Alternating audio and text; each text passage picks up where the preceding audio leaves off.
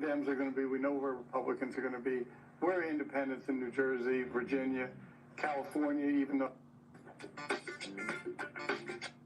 Can Democrats regain their mojo? Will MAGA be shut down all across the country? In Virginia, they of course... It's for educational purposes only. Educational purposes only. Of course, have a unified victory party at the convention center there. Our own Brittany Noble is live in Richmond, Virginia. Let's go there. Brittany, give us a sense of what's happening there at the Democratic victory party. Well, Roland, we are starting to see the results of one of the most closely watched elections in the Commonwealth's history. Abigail Spanberger is projected winner of the governor's race here in Virginia, and it offers a window into the minds of voters across the country since President Donald Trump returned to the White House. This is also home to hundreds of thousands of federal workers who have been impacted by the ongoing government shutdown. Let's go over a few other reasons why Is my mic off? Virginia is one of the few.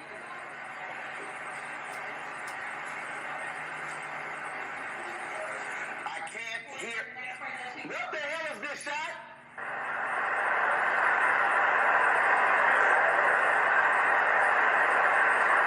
I can't hear her.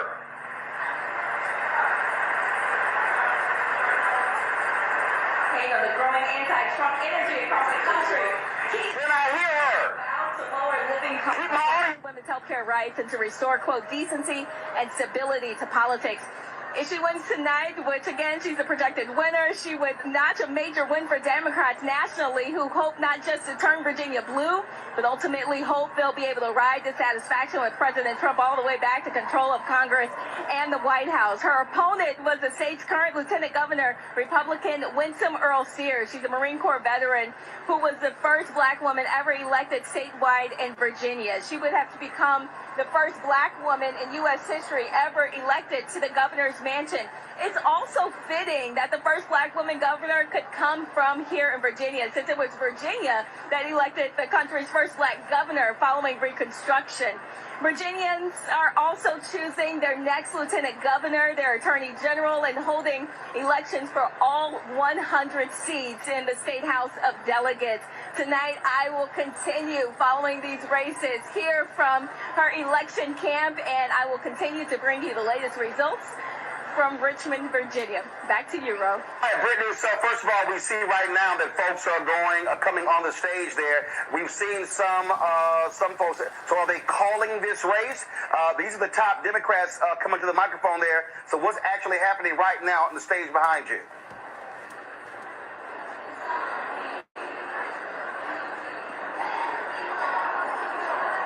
Brittany, can you hear me? Brittany, can you hear me? The delay was so bad. All right, so here's the whole deal.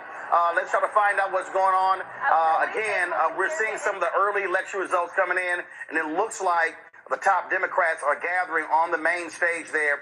And so we're going to go live to them in just a moment to, of course, hear from folks who are gathering on the stage. We got a lot of folks who are in studio. We got guests who are going to be coming on the show. Joining us right now is Latasha Brown, co-founder of Black Voters Matter. We don't have Latasha? All right, so let me know again when we have Latasha. And so again, as you can see, let's go back to Richmond, Virginia. You see right there, they're all coming on the podium there. And as I look at them coming up again, we're already looking at some of the exit polling data. It looks like, definitely in the governor's race, it's going to be a big blowout. Abigail Spanberger against Winsome Sears. The numbers are there showing white voters, black voters, women voters going for Democratic candidates compared to the Republican candidates. Also, we're already seeing right now, folks, in Georgia. What did we talk about in Georgia? We said how critical these races are. 2 Public Service Commission seats that deal with utility rates. Democrats apparently are winning both of those commissioner seats in Georgia. Republicans have been winning statewide across Georgia, so already we're seeing results there. And so that is a huge, huge night for Democrats in Georgia winning those 2 seats. We're going to be looking at a lot more of these other election results to break down exactly what's going on. Right now, I want to go over here to the folks who are gathered in our studio. We're going to be breaking down the election results all night. So let's go to them. Let's start talking about what's happening. Again, we're looking at these results. Let me go on over here. So, folks, what's happening? All right, y'all get them water bottles. They not sponsoring us, man. Ain't cut no checks. Get the bottles off the table. Ain't cut no checks, though. That's right. We don't ain't no freebies around this joint. Ain't no freebies at all. So let's get right into it here. Of course, a lot of folks here. Let's hang out. Mustafa Santel Ali, former senior advisor for environmental justice at the EPA, who's joining us right now. Of course, Eugene Craig, X Factor Media with us as well. Long Victoria Burke, Black Virginia News, NPA, and resident Cowboy Carter, who is over, figured that whole thing out. All that's going on. And so I'm going to actually introduce folks, everybody else in a second. We first do this here. Laura, I'm going to start with you. Give us a sense.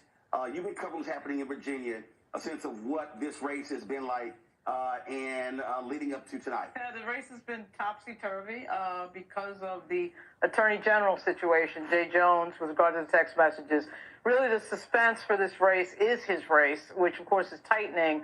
I would just remind everybody that the last report in the Commonwealth of Virginia is Fairfax County, which is one of the bluer counties.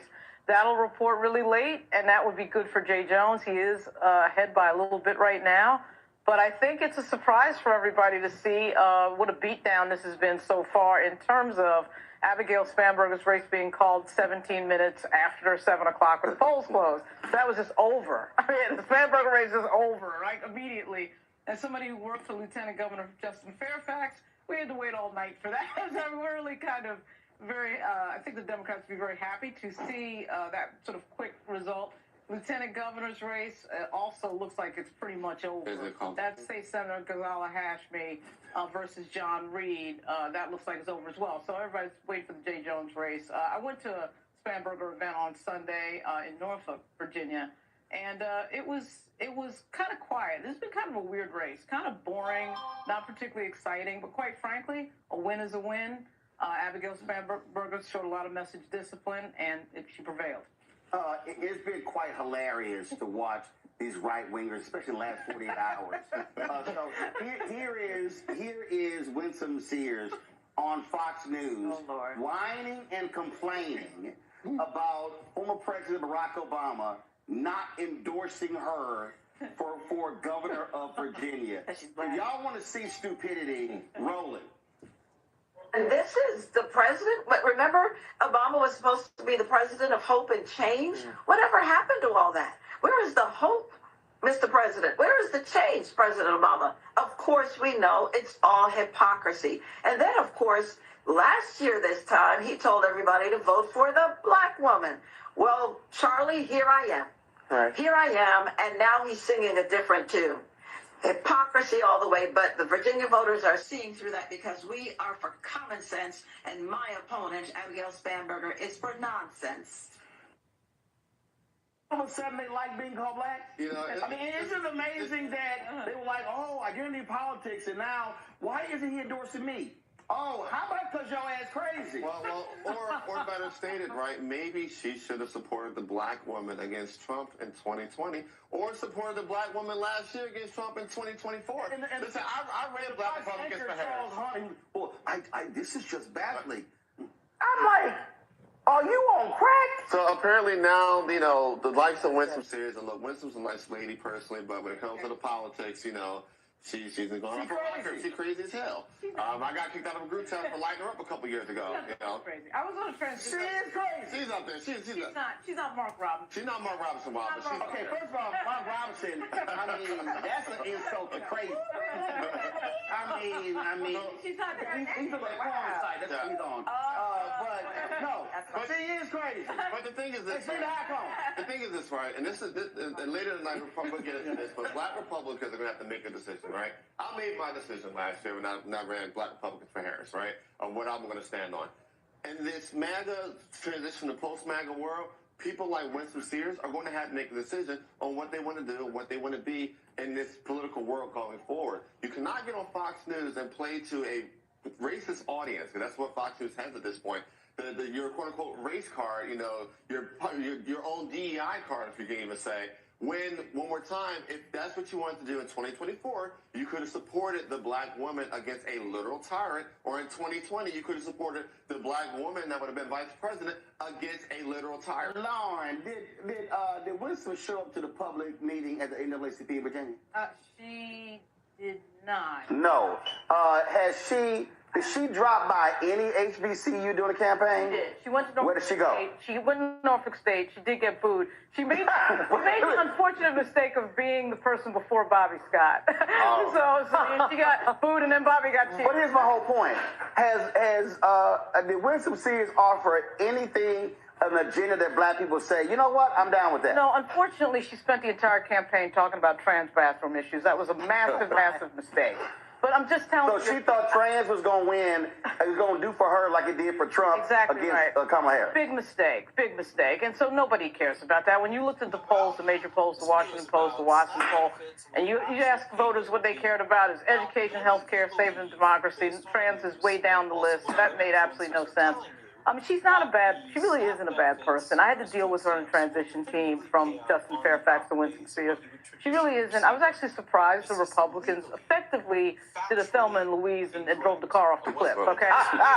Because I thought they were going to switch the candidate out, quite frankly, and give her, Commandant of the Marine Corps or something like that in the Trump administration. But they ran her, and they got the result that I think keep in everybody mind, expected. so her and Trump don't have a good relationship anymore. They don't. He called Trump.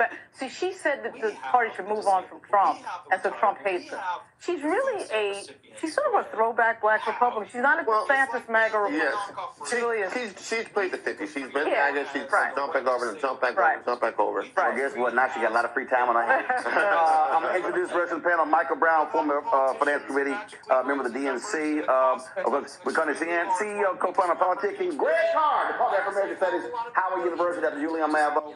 Of course, Benton College, President Emeritus of Benton College, economist as well. Of course, also joining us right here, Marcus Baxter, National Director, People of the American Way. And of course, we got Gumbo Queen sitting here, no tank.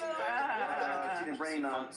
Georgetown University School of Foreign Service, got everybody here in the house. We got other folks going to be joining us, Tiffany Lofton. We got Latasha Brown. A lot of folks going to be hanging out. But let's first talk about this Virginia race. First of all, I've literally been laughing. I've been cracking up the last week, looking at all of these crazy deranged MAGA people. You had John Fredericks, the radio show host. He's like, it's closing. It's getting tight. It's getting tight. It's white. I think we're going to have an upset. All these folks, they have been feeding the algorithm. Elon Musk is just sitting here. I swear, I was seeing post after post after post, Mustafa, and I'm sitting there going, y'all know she's going to get her ass. Without a doubt. People are tired of performative politicians. They want reparative politicians. And that's the reason that they're losing across the country, because they know we got 40 million folks who are living in poverty. We got over 500,000 people go to bed every night in this country unhoused. We got over 300,000 people who are dying prematurely from air pollution every year. We got 1 in 3 black children in Head Start, and, now they're trying to take that away. So the performative politics is no longer something that people are interested in. This is hopefully a new day. 249-year-old republic, we'll see if people actually want real change, and it looks like folks do. But Michael, what are these black Republicans going to realize? If you align yourself with MAGA, we ain't fucking with you. We ain't. Listen, this ain't like, okay, a black Republican running 15, 20 years ago. Ain't no Edward Brooke black Republicans today. Not like that. No, you're right. You're absolutely correct. It's going to take a minute. But I think what's so interesting to me tonight is what the independent numbers look like. We know where Dems are going to be. We know where Republicans are going to be. We're independents in New Jersey, Virginia, California, even though California will probably go the way that my party would like it to go. But the independent numbers, seniors, young people, that's why the New York City race is important. Not necessarily the winner or loser. We know kind of who's going to win. But what do those numbers look like as well relative to the splits between young people, seniors, and independents? The thing here, again, that I'm just laughing at, Greg, is these MAGA folks, because they got so caught up saying, "Ooh, Trump, he did so well with black people. We're increasing our numbers." And so now with her, of course, Byron Donalds, he thinks black people are going to be running to his side next year. I'm sure he going to all of a sudden be touting the HBCU he went to. Even though when you look at black stuff, they are absolutely against so many different things. They ain't never called down Trump out, never put him into check. And so I hope black folks in Florida next year do what they did to win some seats tonight in Virginia. Because based on one exit poll, it shows that 90% of black people in Virginia voted against Winsome Sears. Yes, sir. As the current president of Florida A&M, found out she did the strike again cheer at the FAMU football game. Black people in Florida got more sense just because you're black don't mean you get a vote. So hopefully Jennings will trounce. When you found Lauren the consensus answer. There you go. That part. I don't know what Byron Donalds does besides holding. Boy, he did pat him on the back of his head when they were voting for Speaker of the House. No, it is interesting. And I agree with Mike. The turnout will be interesting to see how this thing breaks down. I mean, according to the New York Times, as of a couple hours ago, nearly 2 million people, including early and mail-in voters, have cast ballots in the mayoral race. That's the most number in New York City since 1993. People are sick. People are tired of it. And, this is not going to be a good night for the Republicans, but more importantly, it'll be a good night for human beings. Dick Cheney made sure, unless he casts the mail-in ballot, that will be the last time Dick Cheney will vote on this side of the earth, and that's probably on balance a good thing. But Donald Trump should be concerned now. He should be concerned because you've got everything from New Jersey, which will probably go to the Democrats. In Minnesota, they got a 1-vote majority in the legislature in Minnesota. That's probably going to hold firm. You've got the judges in Pennsylvania. The Supreme Court looks like they are going to run the table there and maintain their 5-2 majority with the Democrats. And I don't know, this time they even lift a vote like Jersey City. Did y'all see what it came out and said, I'm a gay American, try to get the heat off in McGreevey. Jim McGreevey ran for mayor of Jersey City. Even he might get elected to office tonight. But this portends poorly for the midterms, I think. And, MAGA. All right, Greg, hold tight 1 second. We're going to go live to Richmond to Brittany. Brittany, go ahead.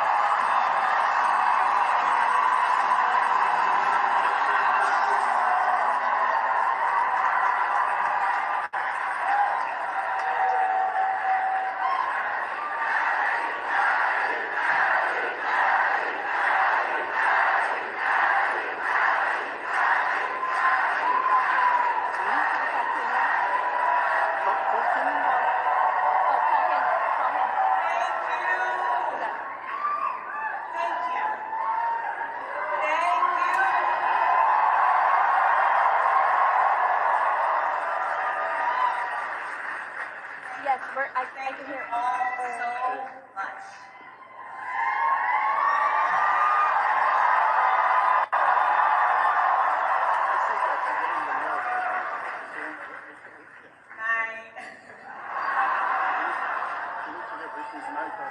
My fellow Virginians,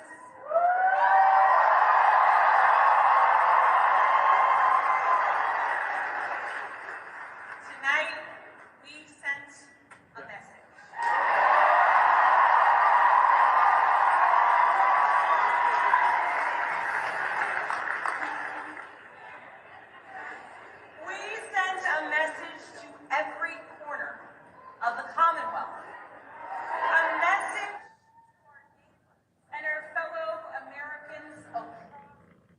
country.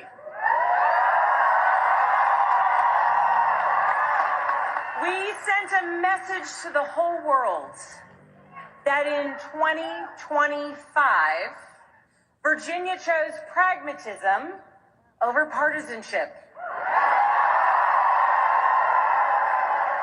We chose our Commonwealth over chaos.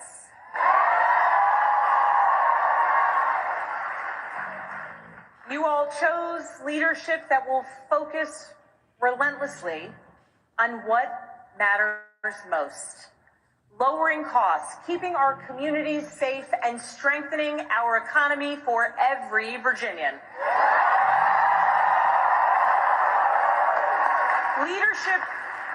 Leadership that will focus on problem solving, not stoking division. We chose leadership that will always put Virginia first. And Virginia, I cannot wait to get to work for you.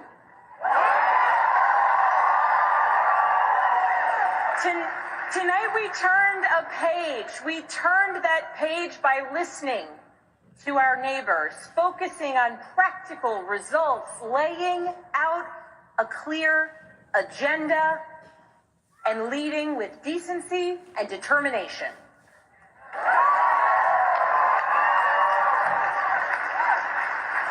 To everyone who helped us achieve this win, from the bottom of my heart, I thank you.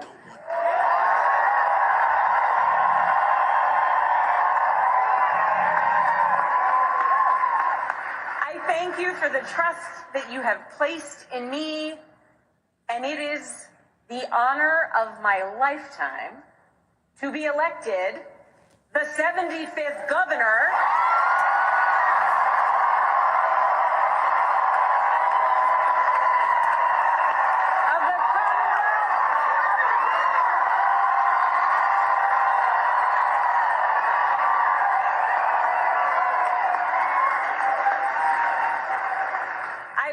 to thank my opponent for a hard-fought race, the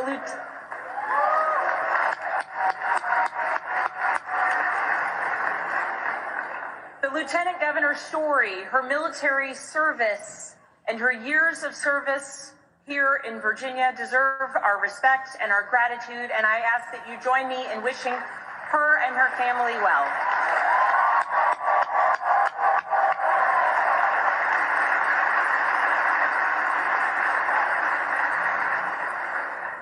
I also know that those who were supporting my opponent are disappointed today. And to those Virginians who did not vote for me, I want you to know that my goal and my intent is to serve all Virginians.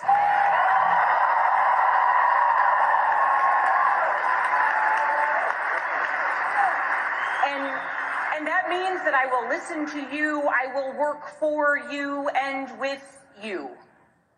That is the approach that I've taken throughout my entire career. I have worked with anyone and everyone, regardless of political party, to deliver results for the people that I serve. And that's because I believe in this idea that there is so much more that unites us as Virginians and as Americans than divides us.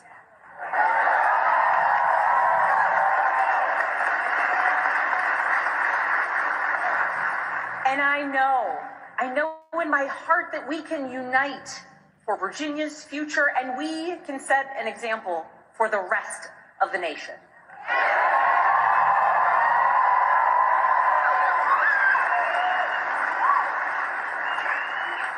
Our founders understood this from the very beginning. They didn't choose to call Virginia a Commonwealth by accident. They chose it to signify that our government would be based on the power of the people united for a common good. Not for a political party, not for a president, not for a monarch, but for a common good, together. And tonight, Virginia proved that that tradition is alive and well. We are still a Commonwealth in every sense of the word.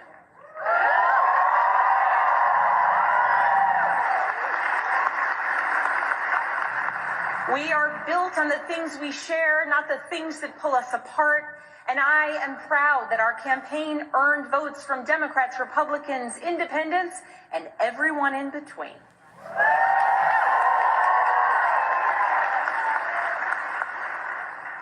That's the Virginia I know, that's the Virginia I love, and that's the Virginia I will have the honor of serving as your next governor.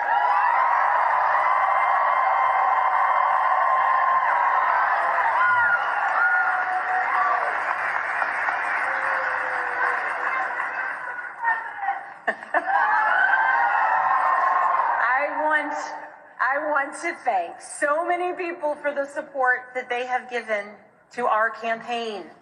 Thank you for your work. Thank you for your support. To our tireless volunteers, to those who believed in me, thank you.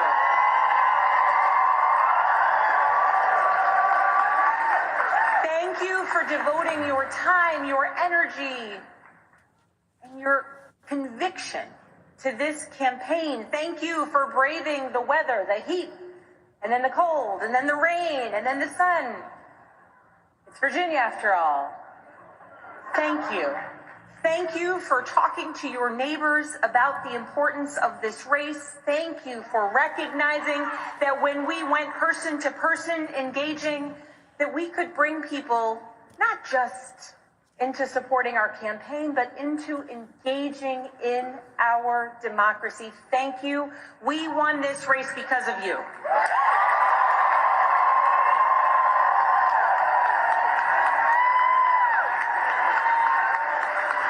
To our campaign team, you're the best in the country.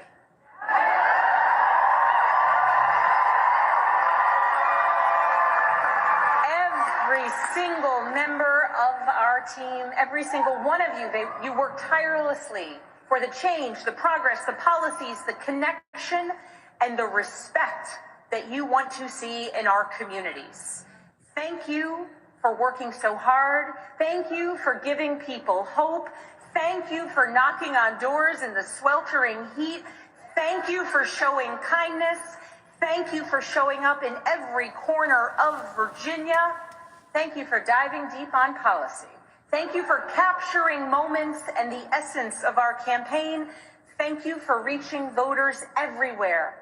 And thank you for believing that Virginia could and would send a hopeful and joyful message tonight.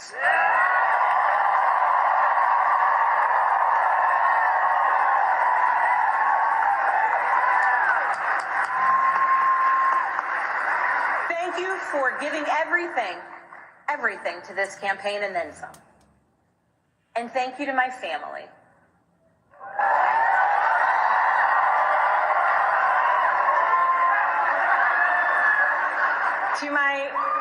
To my husband, Adam.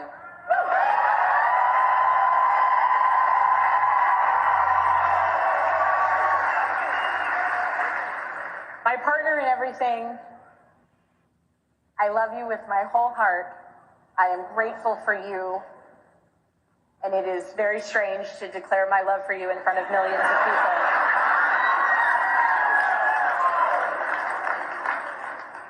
But every adventure we have ever been on has been worth it because you have been by my side. I love you. I'm grateful for you. And I cannot wait to see what the next couple of years bring.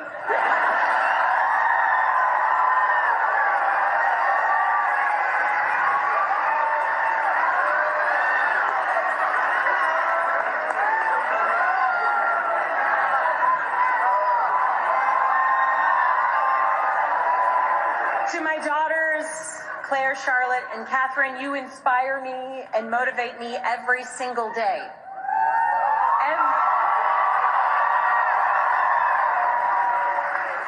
Everything I do to build a better future for you and for all of Virginia's children, and I am so proud of you every single day. I am lucky to be your mother.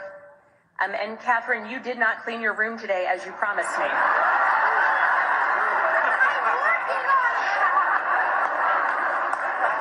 She's working on it. If I was working on it, we wouldn't have won this election, okay?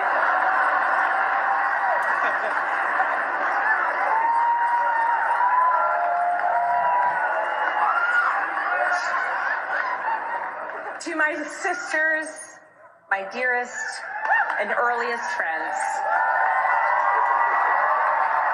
I love you.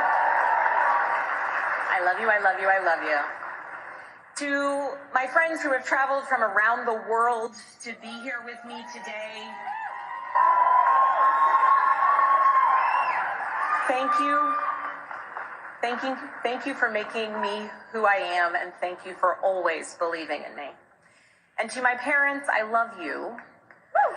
Thank you for leading by example every day. And I know that today is a day that you all could have never imagined. But you taught me the importance of service to others and relentless hard work. And Mama, when I think about your life, from the time spent in foster care to putting yourself through nursing school and the challenges along the way, you made clear to us that to whom much is given, much is expected.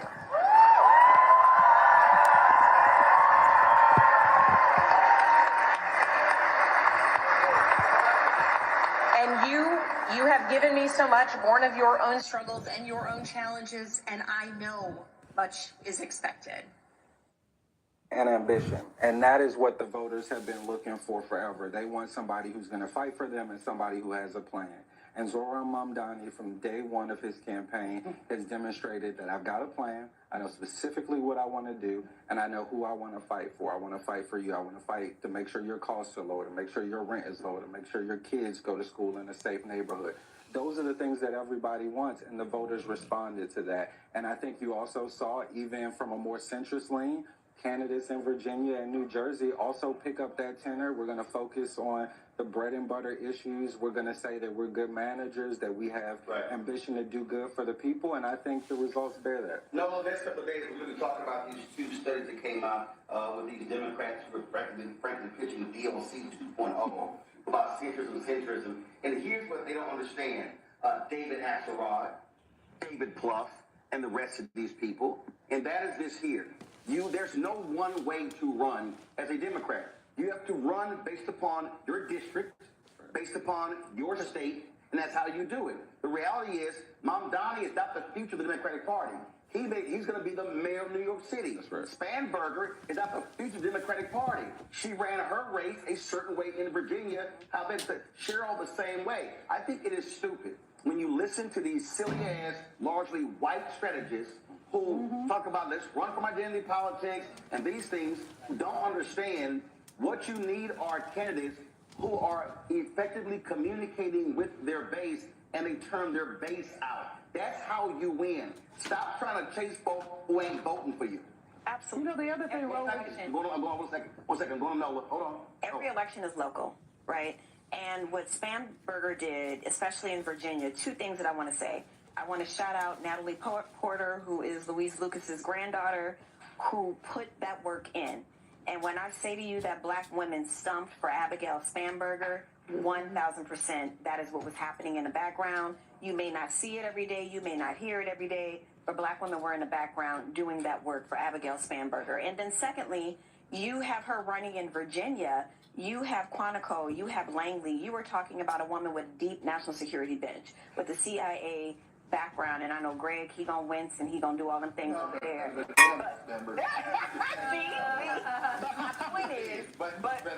But my point is, she understood. My point is, she understood the assignment in Virginia. Was it a little boring? Was it a little quiet? But was she saying the things that are happening regarding national security and foreign policy in our country are crazy? These are not how things are done. You know, in terms of that centrism, do you want a governor who has access to a huge infrastructure of national security in Virginia that is going to be able to